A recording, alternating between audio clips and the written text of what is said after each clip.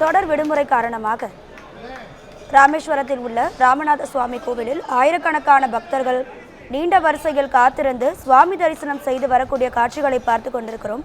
இது குறித்தான கூடுதல் தகவல்களை தருவதற்காக நமது செய்தியாளர் சுரேஷ் இணைப்பில் இருக்கிறார். சுரேஷ், வணக்கம். உங்க விரிவான தகவல்களை சொல்லுங்க. நிச்சயம் ராதிகா. ராமேஸ்வரத்திற்கு நாள்தோறும் பல்வேறு மாவட்டம் மற்றும் மாநிலங்களில் இருந்து நூற்றுக்கணக்கான பக்தர்கள் வருவது வழக்கமாக உள்ளது. இந்த நிலையில வர விடுமுறை என்பதால் தொடர் விடுமுறை காரணமாக ராமேஸ்வரம் ராமநாத சுவாமி திருக்கோயிலில் பல்வேறு மாவட்டம் மற்றும் மாநிலங்களில் இருந்து வந்திருந்த ஆயிரக்கணக்கான பக்தர்கள் அதிகாலை முதலே அக்னி தீர்த்த கடற்கரையில் குவிந்து தம்மோடு வாழ்ந்து மறைந்த முன்னோர்களுக்கு எள்ளு பிண்டம் வைத்து திதி கொடுத்து வழிபாடு நடத்திய பின்னர் ராமேஸ்வரம் ராமநாத சுவாமி திருக்கோயிலுக்குள் உள்ளே உள்ள 22 புண்ணிய தீர்த்தங்களில் நீராடி விட்டு நீண்ட வரிசையில் காத்திருந்து ராமநாத சுவாமி மற்றும் அம்பாளை தரிசனம் பெற்று செல்கின்றனர்.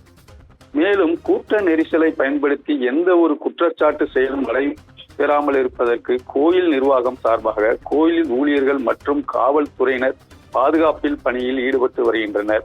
ராதிகா, உங்க தகவல்களுக்கு நன்றி சுரேஷ்.